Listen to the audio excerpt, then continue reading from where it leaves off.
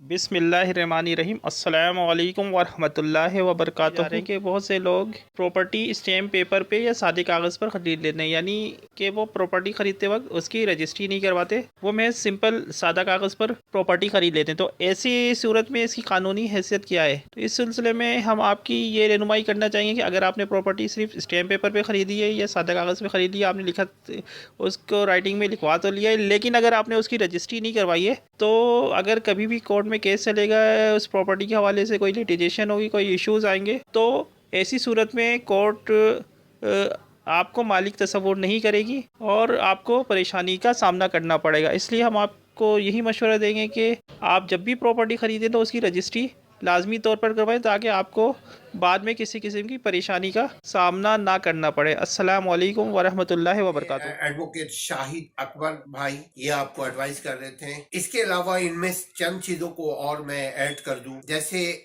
उमूमन खवातीन जो हैं वो बीसी लगाती हैं, या जो मार्केट के लोग बीसी लगाते हैं, कमिटी लगाते हैं, उसमें भी हम ये कहेंगे कि आप विटनेस उसमें लिख लें। उसमें लिखने का अरेंज करें कि लिखा भाई आपने इतना पैसा लिया बीसी के, बस इतने लोग हैं कमेटी में, ये सारी चीजें मेंशन होनी चाहिए, दो गवाह भी हो जब आप करें। उसके अलावा और अगर आप डीसी लैंड ले रहे हैं तो भी आप असल में रजिस्ट्रेशन का मतलब ये होता है कि सरकार को, गवर्नमेंट को, इदारे को मालूम हो कि ये जमीन आपकी है और उनके यहाँ इंदराज हो। जैसे सोसाइटी की भी जमीन अगर आप ले रहे होते हैं, जैसे किसी कंपनी की जमीन ले रहे होते हैं, कंपनी की जमीन में जैसे वुकलाओ एसोसिएशन है, टीचर एसोसिएशन है, किसी भी इदारे की जमीन को अगर आप ले रहे होते हैं, आप रेवेन्यू बोर्ड की जमीन ले रहे होते हैं, आप डिस्ट्रिक्ट